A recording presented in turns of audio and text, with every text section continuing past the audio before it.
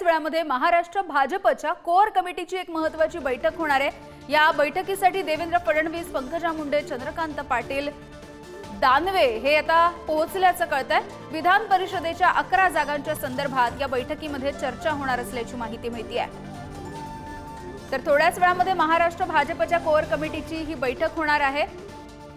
विधान परिषदेच्या 11 जागा रिक्त होत आहेत आणि त्या संदर्भामध्ये निवडणुका घेतल्या जाणार आहेत आणि याच संदर्भामध्ये आता भाजपची ही महत्त्वाची बैठक होती आहे।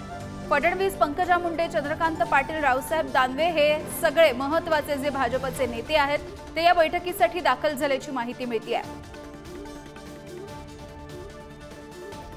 तर आगामी निवडणुकांच्या पार्श्वभूमीवरती भाजपची ही महत्त्वाची बैठक आणि याविषयी बोलूयात। ओम देशमुख आमचे प्रतिनिधी आपल्या सोबत आहेत। ओम, काय अधिकची माहिती आहे?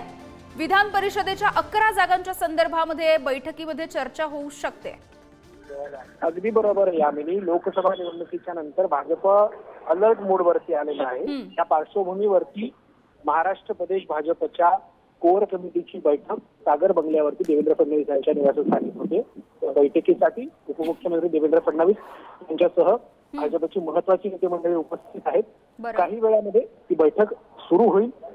काही सदस्य अजून येणं बाकी आहेत। यानंतर ही बैठक सुरू होईल आणि 11 विधान परिषदेच्या जागांबाबत आता चर्चा होणार आहे। त्या नावांबद्दल या बैठकीमध्ये निश्चिती होऊ शकते। साधारणपणे 5 उमेदवार भाजपतील आहेत, ते सहजगत्या निवडून येतील असं संख्याबळ भाजपकडे आहे। त्यामुळे त्या 5 नावांवर या बैठकीत चर्चा होईल। ती नावं कुठली असतील, राजकीय दृष्ट्या आणि सामाजिक दृष्ट्या ज्या लोकांचं पुनर्वसन करणं भाजपसाठी आवश्यक आहे त्या नावांवरती या बैठकीमध्ये सहमती होऊ शकते अशी माहिती आहे। त्यामुळे नक्की काय घडते आणि बैठकीच्या मध्ये नेमकी कुठल्या नावांवरती सहमती होते हे पाहणं महत्वाचं असेल। अगदी ओम, ज्या पद्धतीने तुम्ही सांगितलं की कोणाकोणाची नावं यामध्ये येऊ शकतात याची चर्चा सुरू आहे। खरं तर लोकसभेला ज्या ज्या उमेदवारांचा पराभव झालाय त्यांना यावेळेला विधान परिषदेमध्ये जाऊ शकतील अशी काही शक्यता वाटते?